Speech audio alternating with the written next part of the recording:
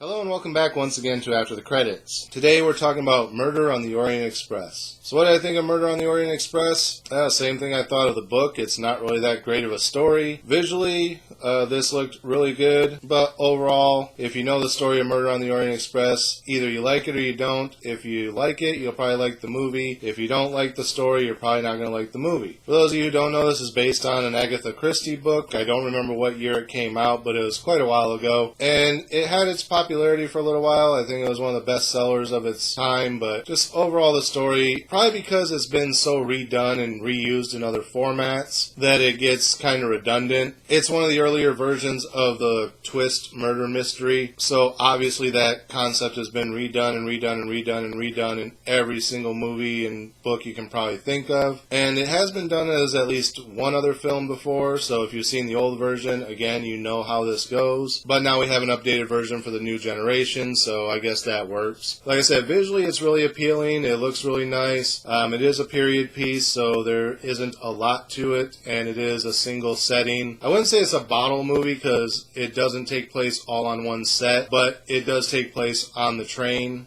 and just off of the train, so you do have a couple scene changes. So it's not quite a bottle film, but it does take place in a single location more or less. So basically what the movie is about, or the book is about, is this detective who just has a natural ability to see minor things that are out of place. He wants order in the world, and if there's something slightly out of order, it sets his whole world into chaos until it's fixed. So if there's ever some type of mystery, he can see the minor details that everyone else might overlook that just seem out of place, and it's usually some type of clue that leads him to solving the mystery. Basically kind of almost a Sherlock Holmes type of character. There was another character I was going to compare him to, but I blanked out on the name right now. But basically he'd be like a combination of whoever that character was that I was thinking of and Sherlock Holmes, to where Sherlock Holmes can see things, but he also misses things occasionally until the calculations that he needs to make are made, and then things snap together for him. This guy is more like the other character that I was thinking of that I can't think of now, where he just sees things that are out of place. Oh, another character I just now thought of that's very similar is also like the character in Psych, where some detectives will overlook something, and he picks up on minor details and uses it to kind of claim that he has a psychic ability.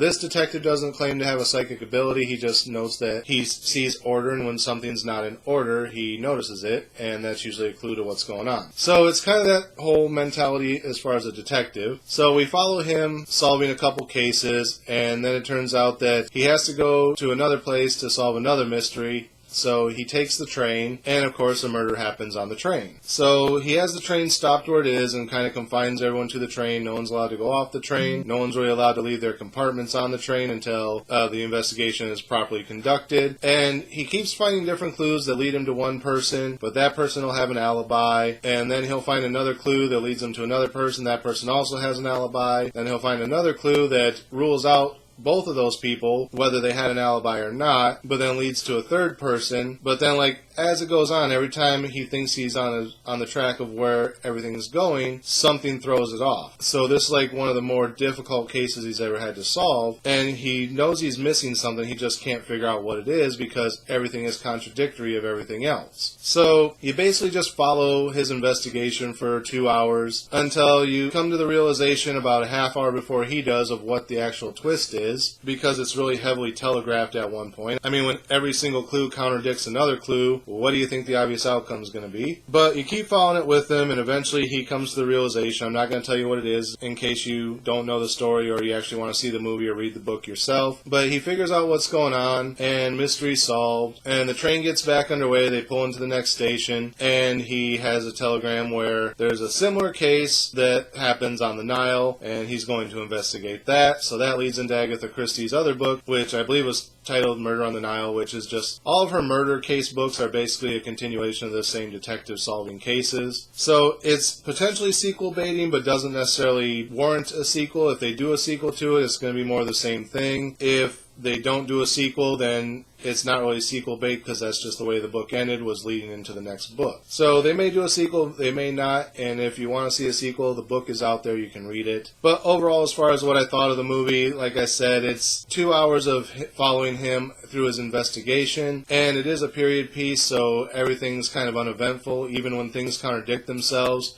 You can kind of see where they're going to go, even if you don't know what the ending's going to be. But like I said, about a half hour before he actually comes to the conclusion, there's enough evidence there that the audience should have figured it out. And if they didn't, then they just weren't paying attention. But honestly, I wasn't paying attention through most of his investigation. I was zoning out thinking about other things almost through the entire movie. And it's been years since I've even thought about Murder on the Orient Express, but the ending was really heavily telegraphed, in my opinion. If you like the book, you'll probably enjoy the movie. If you don't like the book, probably not. If you've never read the book and want to get the gist of what it's about, check it out. But like I said, it's kind of the book a lot of other murder mysteries have emulated over the years, so maybe that's why it's a little bit predictable to me. But I guess if it's your first time reading it and you don't know, you'll probably enjoy it. Who knows? Depends on what type of books you like. So what would I give as far as a star rating? I guess a 3. Nothing bad to say about it, nothing really good to say about it, just kind of middle of the road. So it gets a 3. So that's it for this episode. Again, as always, thank you guys for watching. Remember to like, comment, subscribe, share the video. Links are down in the description. Click the bell next to the subscribe button so you get notifications every time I post new content. Until next time, I'll see you after the credits.